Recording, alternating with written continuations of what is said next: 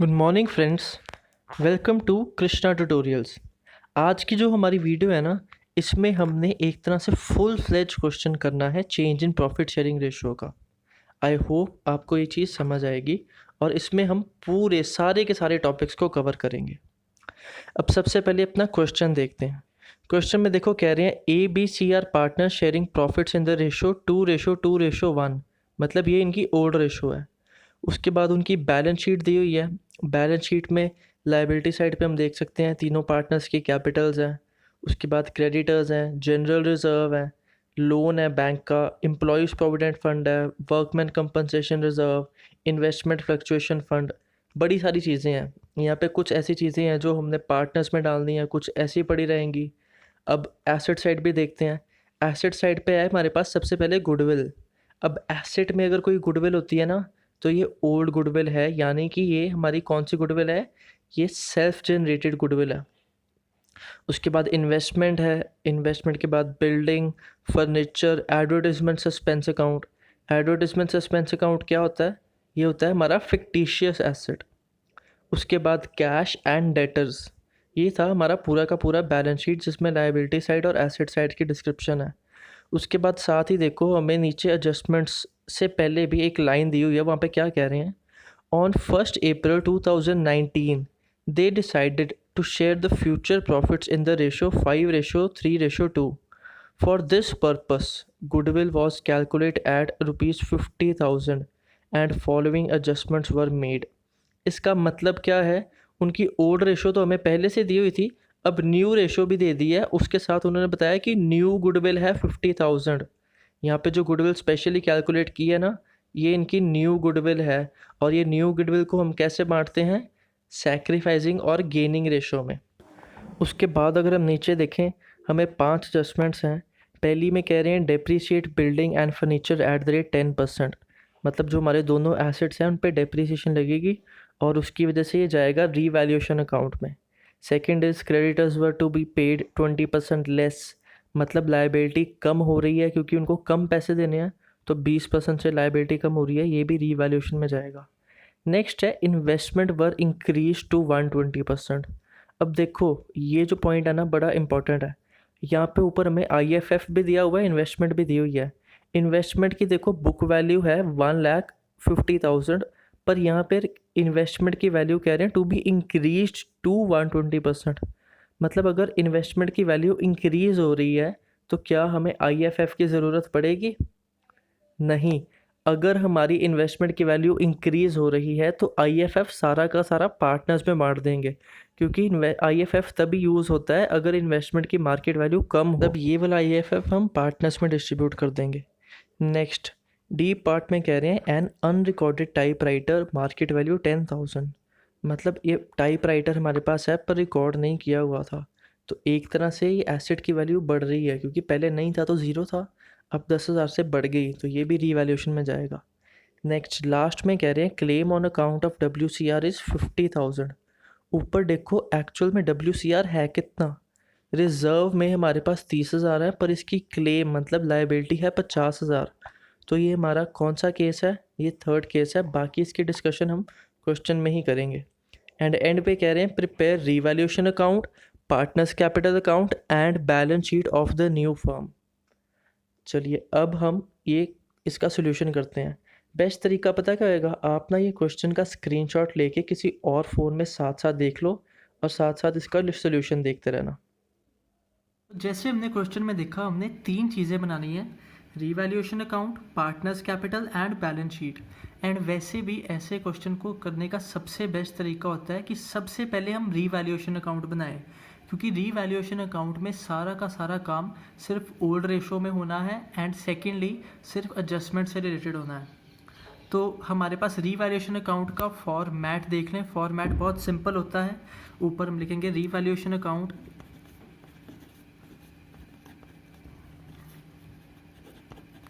यहाँ पर हम लिखते हैं revaluation account for the year ended.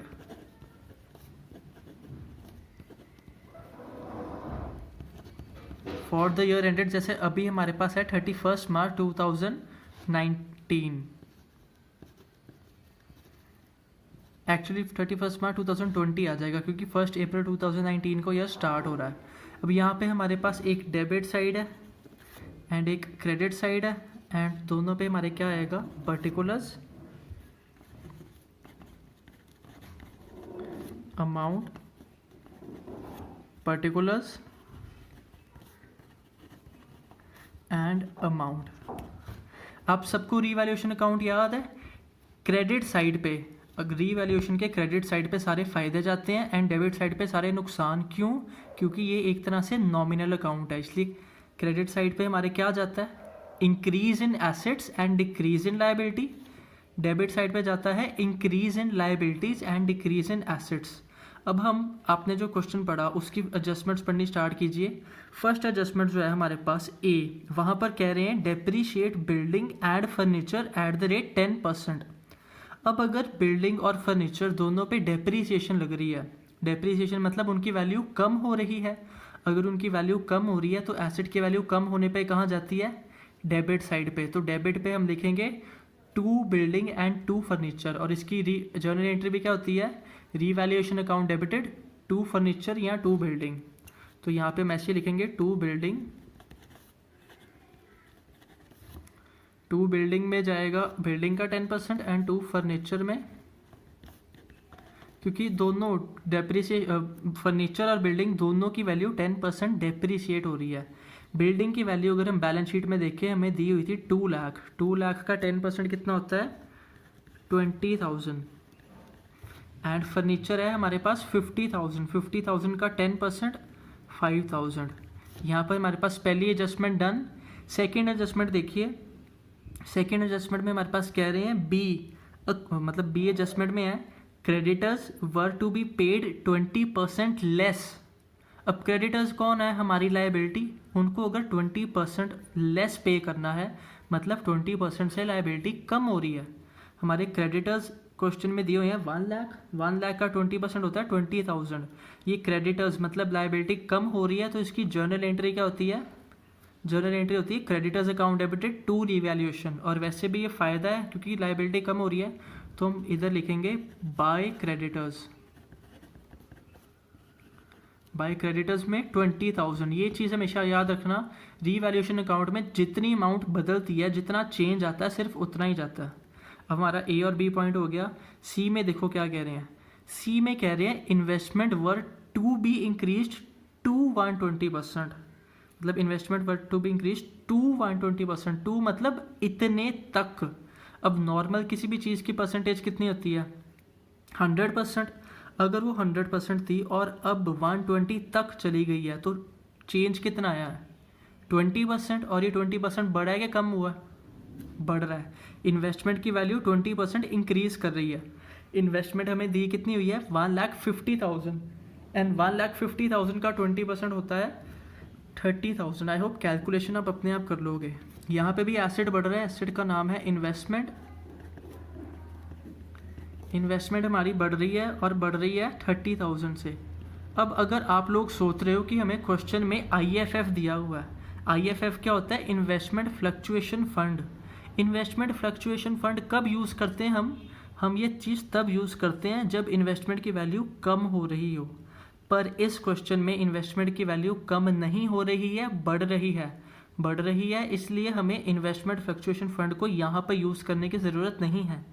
इसलिए हमने जितनी भी इन्वेस्टमेंट की वैल्यू बढ़ गई, 20% से बढ़ गई, यहाँ पे चल जाएगा। और जितना भी फंड में पैसा है उसकी ज़रूरत नहीं पड़ी तो क्या करेंगे, आपको पता है, उसको हम पार्टनर्स में बांट देंगे, पर वो पार्टनर्स कैपिटल में। फिलहाल यहाँ पे आगे चलते हैं। डी एडजस्टमेंट देखो, डी में कह रहे हैं an unrecorded typewriter, market value 10,000।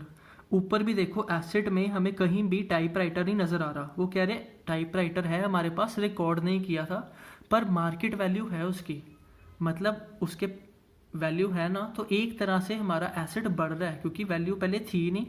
तो अब इसकी भी हम वैल्यू बढ़ाएंगे, एसेट बढ़ रहा है तो किधर जाएगा, क्रेडिट में। इसको भी हम लिखेंगे बाय टाइप राइटर। और अब जितनी भी वैल्यू है सारी की सारी इधर आ जाएगी 10,000। अब ई पॉइंट देखें हम, ई पॉइंट में कह रहे हैं claim on account of WCR is 50,000, मतलब वर्कमैन कंपनसेशन का रिजर्व जो क्लेम है वो 50,000 है। ऊपर क्वेश्चन में देखो वर्कमैन कंपनसेशन रिजर्व मतलब WCR कितना है, WCR है 30,000 और यहाँ पर क्लेम है उसका 50। तो ये कौन सा केस है, एग्जैक्टली ये इसका थर्ड केस है। अगर आपने वीडियो देखी हुई है WCR और IFF की, WCR मतलब हमारे पास वर्कर्स को क्लेम पे करने के लिए रिजर्व में कितने पैसे पड़े थे, 30,000, पर एक्चुअल में क्लेम मतलब लाइबिलिटी कितनी आई, एक्चुअल में जो इसका क्लेम या लाइबिलिटी आई वो आई 50,000, मतलब रिजर्व से भी ज़्यादा। तो हमारे पास 30,000 तो रिजर्व में है, 30,000 वहाँ से ले लेंगे, पर 20,000 अभी भी कम पड़ रहा है। ये जो 20,000 से एक तरह से हो क्या रहा है, हमारी लाइबिलिटी इंक्रीज़ हो रही है। कुछ बच्चे इसमें कन्फ्यूजन करते हैं, वो 20,000 पार्टनर से ले लेते हैं, पर हम ऐसा नहीं करते। WCR अगर ज़्यादा हो तो हम पार्टनर्स में बांट सकते हैं, पर अगर कम हो पार्टनर से ले नहीं सकते हैं। इसलिए जो 20,000 एक्स्ट्रा WCR है उसको हम मतलब जो क्लेम ज़्यादा है और रिजर्व कम है, ये 20,000 से हम मानेंगे लाइबिलिटी इंक्रीज़ हो रही है। अगर लाइबिलिटी इंक्रीज़ हो रही है, कितने से इंक्रीज़ हो रही है, 30 रिजर्व में पैसे हैं पर 50,000 का क्लेम है, तो 20,000 कम है, तो 20,000 लाइबिलिटी बढ़ रही है। वो लाइबिलिटी बढ़ेगी तो हम इधर डालेंगे to claim on WCR, to claim on WCR कितने से बढ़ गया, 20,000। अब हमने अपनी पाँचों की पाँचों एडजस्टमेंट कर दी और वैसे भी रीवैल्यूएशन में डालने के लिए और कुछ नहीं है, तो इसका टोटल कीजिए। डेबिट साइड पे है 20 + 5 25 + 20 45, इधर 20 + 30 50 50 + 10 60, तो 60 मतलब क्रेडिट साइड वाली ज़्यादा है। तो आपको पता है रूल, जिस साइड का टोटल ज़्यादा होता है उस साइड के टोटल को हम दोनों साइड पे लिखते हैं। क्रेडिट का टोटल 60,000 है, डेबिट का 45 है, तो ज़्यादा वाला यानी कि 60,000 हम दोनों साइड पे लिखेंगे। अब इसको इक्वल कैसे करना है, यहाँ पे 60 है, यहाँ पे 45 को 60 कैसे लाएंगे, क्रेडिट साइड ज़्यादा है डेबिट कम है, तो ये गेन है या लॉस, ये गेन है। तो यहाँ पर हम लिखेंगे टू गेन ऑन रीवैल्यूएशन, और ये गेन जाएगा किसको, ओल्ड पार्टनर्स को ओल्ड रेशो में। पार्टनर्स तो हमारे पास सेम ही है, पार्टनर्स तो ABC ही हैं, उनकी ओल्ड रेशो क्या है, ओल्ड रेशो है 2:1, तो इसको हम A, B एंड C में बांट देंगे 2/5, 2/5 एंड 1/5 में। देखिए बचता कितना है, 60 - 45, टोटल आएगा 15,000। ये 15,000 को 2/5, 2/5 और 1/5 में डिस्ट्रीब्यूट करेंगे तो आएगा 6,000, 6,000 एंड 3,000। आई होप यहाँ तक सबको क्लियर है। हमारा रीवैल्यूएशन अकाउंट हो गया है। अब हमने करनी है इसकी बाकी की जितनी भी एंट्रीज, और उसके बाद देखते हैं क्या करना है। अब देखो रीवैल्यूएशन अकाउंट हमने बना लिया है। रीवैल्यूएशन अकाउंट बनाने के बाद मैं जिस प्रोसीजर से करता हूँ ये मेरे को बेस्ट लगता है, आप भी अगर ऐसे करोगे ना तो बहुत ईजी होता है। रीवैल्यूएशन अकाउंट बन गया, अब हमें क्या करना चाहिए, अब हमें न्यू गुडविल और ओल्ड गुडविल देखनी चाहिए एंड न्यू रेशो और सैक्रिफाइसिंग रेशो भी देखनी चाहिए। हमें क्वेश्चन में देखो ABC की ओल्ड रेशो दी हुई है, ABC जो है पार्टनर्स उनकी ओल्ड रेशो है 2:2:1 एंड न्यू रेशो भी दी हुई है, न्यू रेशो दी हुई है 5:3:2। अब साथ में अगर आप क्वेश्चन में देखो ए वाली एडजस्टमेंट से भी पहले वहाँ पे कह रहे हैं जैसे on 1 April 2019 they decided to share future profits in the ratio 5:3:2, for this purpose goodwill was calculated at ₹50,000।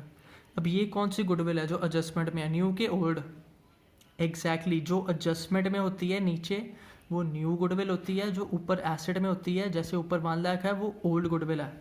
अब ये जो न्यू गुडविल है इसको हम कौन सी रेशो में बांटते हैं, गेनिंग एंड सैक्रिफाइसिंग। उसके लिए हमें करना क्या पड़ेगा, गेन एंड सैक्रिफाइस ढूंढना पड़ेगा।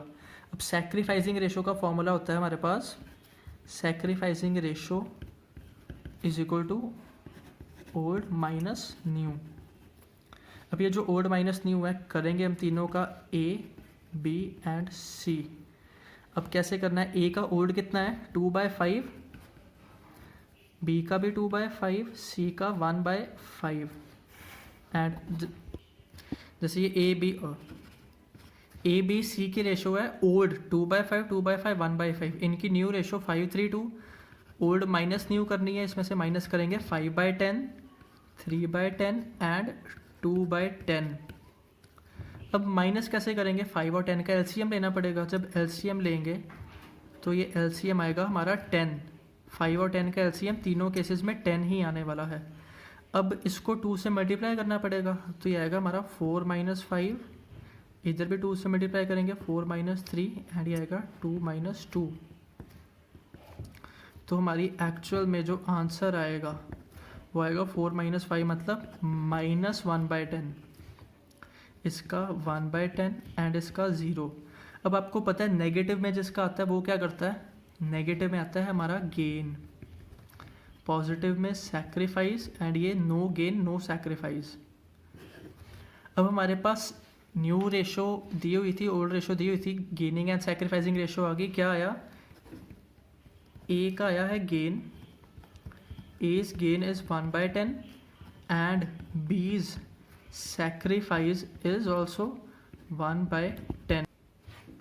अब ये ए का गेन और बी का सैक्रिफाइस आ गया। अब हमें देखो न्यू गुडविल कितनी दी हुई है, न्यू गुडविल जो है वो है 50,000। न्यू गुडविल है हमारी 50,000। अब ये न्यू गुडविल 50,000 को हमने कैसे बांटना है, जर्नल एंट्री आपको पता होती है gaining partners capital account debited to sacrificing partner. मतलब हमारी यहाँ पे जर्नल एंट्री आएगी as capital account debited to B's capital account and amount कैसे आएगी इनकी, अमाउंट इनकी आएगी 50,000 इंटू इनका जितना गेन या सैक्रिफाइस है, मतलब 50,000 इंटू 1/10 यानी कि 5,000 से ए भाई साहब डेबिट होंगे एंड बी भाई साहब क्रेडिट। अब हमारी जितनी भी मेजर एडजस्टमेंट्स थी ना हमने कर ली हैं। अब हमने बनाना है partners capital account. Revaluation account हमारा बन गया है, हमने गुडविल जो न्यू गुडविल एडजस्टमेंट थी उसकी एंट्री कर ली है। अब हमने बनाना है पार्टनर्स कैपिटल अकाउंट। इसका जो हमारे पास फॉर्मेट है बड़ा निराला है। आपने जैसे +1 में डबल कॉलम कैश बुक की थी ना, या ट्रिपल कॉलम कैश बुक कुछ बच्चों ने की होगी, उसके जैसा है। यहाँ पर है हमारे पास पर्टिकुलर्स और जितने पार्टनर्स हैं उतने कॉलम अमाउंट के, जैसे ए बी सी, फिर से पर्टिकुलर्स ए बी सी, ये क्रेडिट साइड और ये debit side. Partners capital account की नेचर क्या होती है, पार्टनर्स का कैपिटल अकाउंट है तो इसकी नेचर होती है हमारे पास पर्सनल। मतलब इसका रूल क्या होता है, debit the receiver credit the giver. पर यहाँ पर हम जो पर्सनल अकाउंट है उसका रूल नहीं लगाते, हम लगाते हैं कैपिटल अकाउंट का रूल। मतलब ये हमारा जो मॉडर्न रूल्स होते हैं जिसमें आते हैं हमारे पास asset, liability, capital, revenue, expenditure. तो कैपिटल का रूल क्या होता है, कैपिटल जब इंक्रीज होती है तो वो जाती है क्रेडिट में, और कैपिटल अगर डिक्रीज होती है तो वो जाती है डेबिट में। मतलब अगर पार्टनर्स की कैपिटल बढ़ेगी तो वो क्रेडिट में जाएगी, अगर कम होएगी तो वो डेबिट में जाएगी। अब ये अकाउंट हमारे पास स्टार्ट कहाँ से होता है, पार्टनर्स कैपिटल अकाउंट स्टार्ट होता है हमेशा बाय बैलेंस ब्रॉट डाउन से, बाय बैलेंस ब्रॉट डाउन। और यहाँ पे बैलेंस ब्रॉट डाउन कौन सा आएगा, क्वेश्चन में देखो लायबिलिटी साइड में आपको पार्टनर्स के कैपिटल दिए हो, यहाँ ओल्ड कैपिटल ए का, बी का, सी का, तीनों का 1-1 लाख है। तो ए बी और सी तीनों के जितने जितने कैपिटल्स दिए हुए हैं हम उसको उनके बैलेंस ब्रॉट डाउन में डाल देते हैं। इसके बाद लायबिलिटी साइड से स्टार्ट हो जाओ, जो चीज़ें हैं जैसे अक्यूमुलेटेड प्रॉफिट्स या रिजर्व वाला जो टॉपिक है वो देखना हमने। क्रेडिटर्स आउटसाइड लायबिलिटी है, उसको पार्टनर्स में नहीं बांट सकते, उसको छोड़ दो। जनरल रिजर्व क्या होता है, आपको याद होएगा जनरल रिजर्व ऐसी चीज़ है जो रिजर्व में पैसे पड़े हुए हैं। अब जब भी रेशो चेंज होती है तो पार्टनर्स जनरल रिजर्व को ओल्ड रेशो में ख़त्म करते हैं। जनरल रिजर्व को हम लायबिलिटी से उठा रहे हैं, लायबिलिटी की नेचर क्रेडिट होती है, तो मतलब जनरल रिजर्व को क्रेडिट करेंगे और पार्टनर्स को डेबिट, और जनरल रिजर्व को डेबिट करेंगे एंड पार्टनर्स को क्रेडिट करेंगे। और या फिर अगर हम देखें जनरल रिजर्व पार्टनर्स को मिलना है क्योंकि पैसे पड़े हुए हैं, पार्टनर्स में बांट रहे हैं तो उनका कैपिटल बढ़ रहा है, तो उसको हम डालेंगे क्रेडिट में। और एक चीज़ याद रखना, जब भी हम लायबिलिटी से बैलेंस शीट में जो लेफ्ट साइड है कि लायबिलिटी साइड से कुछ भी उठाते हैं उसको पार्टनर्स में क्रेडिट साइड पे डालते हैं, और अगर एसेट साइड बैलेंस शीट में एसेट साइड मतलब राइट साइड से कुछ भी उठाते हैं उसको पार्टनर्स कैपिटल में डेबिट साइड पे डालते हैं। अब यहाँ पे हम लिखेंगे बाय जनरल रिजर्व ये जनरल रिजर्व को हम ओल्ड पार्टनर्स में ओल्ड रेशो में बांटेंगे। रिजर्व है 50,000 और रेशो है 2/5, 2/5, 1/5, मतलब 20,000, 20,000 एंड 10,000। अब जनरल रिजर्व के बाद है हमारे पास लोन फ्रॉम बैंक। अब बैंक से लोन लिया, उसको पड़ा रहने तो कुछ नहीं कर सकते। उसके बाद है employees provident fund. Employees provident fund को पार्टनर यानी कि ओनर हाथ भी नहीं लगा सकता, जेल में चला जाएगा, क्योंकि ये एम्प्लॉयज़ के पैसे हैं, तो इसको भी कुछ नहीं करना, पड़ा रहने दो। नेक्स्ट है हमारे पास वर्कमैन कंपनसेशन रिजर्व।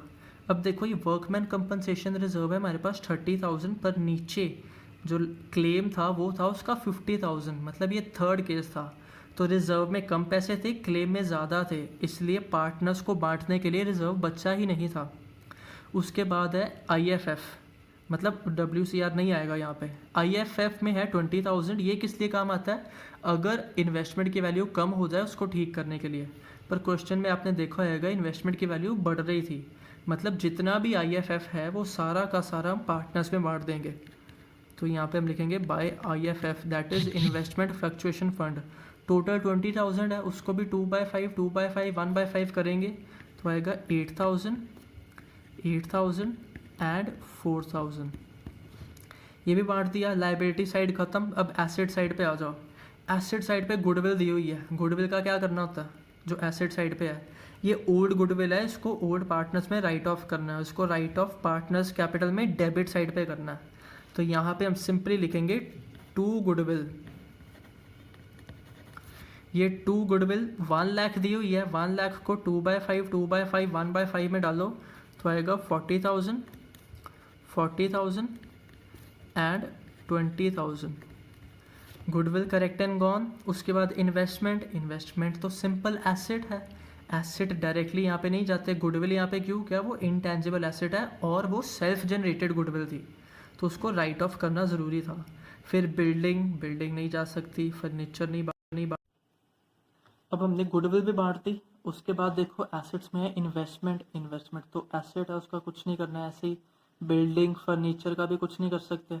उसके बाद है advertisement suspense account. Advertisement suspense account क्या होता है? डेफर्ड रेवेन्यू एक्सपेंडिचर क्या फिक्टिशियस एसेट? दोनों ही अपनी जगह सही है। Deferred revenue expenditure, fictitious asset एक ही बात है। बेसिकली ये ऐसी चीज़ है जो एसेट में नहीं होनी चाहिए, तो इसको भी ओल्ड पार्टनर्स में ओल्ड रेशो में राइट ऑफ करेंगे। और एसेट से है तो डेबिट साइड पे राइट ऑफ करेंगे to advertisement suspense account. And question में कितना दिया हुआ है? 40,000। 40,000 को बांटो 2/5, 2/5, 1/5 में, तो आएगा 16,000, 16,000 एंड 8,000। यहाँ तक क्लियर? उसके बाद कैश है और डेटर हैं, दोनों ऐसे एसेट हैं जो हम डायरेक्टली पार्टनर्स में नहीं बांट सकते। मतलब लाइबिलिटी साइड से जो करना था, मतलब बैलेंस शीट से जो डालना था डाल दिया। उसके अलावा देखो मैंने एक रीवैल्यूएशन अकाउंट बनाया था। यहाँ पे जो हमारा रीवैल्यूएशन अकाउंट था उसका गेन निकला था। अब ये जो गेन है ये भी किसको मिलेगा? फ़ायदा हुआ तो पार्टनर्स को ही मिलेगा। गेन है तो किधर जाएगा? पार्टनर्स के क्रेडिट साइड पे जाएगा। वैसे भी अकाउंट टू अकाउंट क्रॉस होता है। यहाँ पे हम लिखेंगे बाय रीवैल्यूएशन अकाउंट। क्यों? क्योंकि रीवैल्यूएशन अकाउंट से यहाँ पे ट्रांसफर हुआ है। वो ट्रांसफर कितना हुआ था? अमाउंट भी हमारी ऑलरेडी निकली हुई थी, 6,000, 6,000 एंड 3,000। ये भी डाल दिया। इसके अलावा कुछ था एडजस्टमेंट में? देखो पार्टनर्स में बांटने वाली चीज़ एक हमारे पास न्यू गुडविल थी जिसकी भी हम एंट्री ऑलरेडी कर चुके हैं। ये देखो एंट्री हमने की थी, as capital account debited to B's capital. इसके नरेशन नहीं लिखी थी, अच्छा याद आया। नरेशन क्या होगी इसकी? नरेशन सिंपली होगी बीइंग न्यू गुडविल एडजस्टेड। अभी मैं लिख नहीं रहा, आप अपने आप लिखना। अब ये एंट्री क्या है? As capital account debited to B's capital. अब जो 2B है ये 2B किधर जाएगा? बाय में तो जा नहीं सकता, तो यहाँ पे हम लिखेंगे 2B's कैपिटल। और जो एज कैपिटल अकाउंट डेबिट है वो लिखेंगे बाय एज कैपिटल। अब आपको याद होगा +1 में काउंटर एंट्री डालते थे, किसमें बोला? डबल कॉलम कैश बुक में एंट्री क्या होती थी? बाय बैंक कैश में और टू कैश बैंक में। ऐसे ही यहाँ पे जो हमने बाय एज कैपिटल लिखा है ये जाएगा बी के अमाउंट में, 5000 अमाउंट हमारी थी ऑलरेडी, और जो यहाँ पे 2B है ये जाएगा A में। और कैसे, यहाँ पे ध्यान से देखो, एंट्री में हमारे हो क्या रहा था, A का कैपिटल अकाउंट डेबिट हो रहा है, मतलब A के डेबिट साइड पे अमाउंट जाएगी, पर उसको डेबिट कर कौन रहा है, B's कैपिटल। तो एंट्री बनी हमारी A's कैपिटल 2B, या फिर A's capital account debited 2B। समझ आया? अब हमारा पार्टनर्स कैपिटल अकाउंट में जो जो चीज़ें डालनी थी सारी की सारी डल गई हैं। फिर से देख लो, हमने लाइबिलिटी और मतलब बैलेंस शीट में एसेट लाइबिलिटी साइड से जो जो डलता था डाल दिया। सबसे पहले स्टार्ट किया बैलेंस ब्रॉट डाउन से, फिर जनरल रिजर्व, IFF, WCR क्यों नहीं डाला, क्योंकि थर्ड केस था। उसके बाद रीवैल्यूएशन अकाउंट का प्रॉफिट भी डाल दिया, यहाँ पे ओल्ड गुडविल राइट ऑफ कर दी, advertisement suspense account write off कर दिया, जो हमारी न्यू गुड। अब ये सारा खत्म हो गया, तो हमने क्या करना है, इसका टोटल करना है और बैलेंस कैरी डाउन निकालना है। देखो एसेट्स, डेबिट साइड ज़्यादा बढ़ी है या क्रेडिट साइड, जहाँ तक मुझे लग रहा है इनकी क्रेडिट साइड ज़्यादा बढ़ी है। तो क्रेडिट साइड का टोटल दोनों साइड पे हम लिखेंगे। पहले क्रेडिट साइड का और डेबिट साइड का टोटल निकाल लेते हैं दोनों का। तीनों का डिफरेंट डिफरेंट आएगा। ए का 1 लाख प्लस 20,000 प्लस 8,000 प्लस 6,000, तो ये आएगा टोटल 1,34,000। बी का 120, 134, 139, 1,39,000। सी में 110, 114, 1,17,000। इधर 28 है, तो क्लियरली ये ज़्यादा है क्रेडिट साइड, 1,17,000। जो साइड बड़ी होती है वही लिखते हैं। इधर भी क्रेडिट साइड बढ़ी है, इधर भी क्रेडिट साइड बढ़ी है, तो 1,39,000 एंड हियर 1,34,000। इधर जितना भी कम है ना, देखो जो account start balance brought down से होता है ना, वो खत्म बैलेंस कैरी डाउन से होता है। तो यहाँ पे है तो लिखेंगे 2 बैलेंस कैरिड डाउन। तीनों की डिफरेंट डिफरेंट अमाउंट निकालेंगे। इधर टोटल आना चाहिए 1,34,000, और देखें बन कितना रहा है, 40 प्लस 16 56, 56 प्लस 5 61।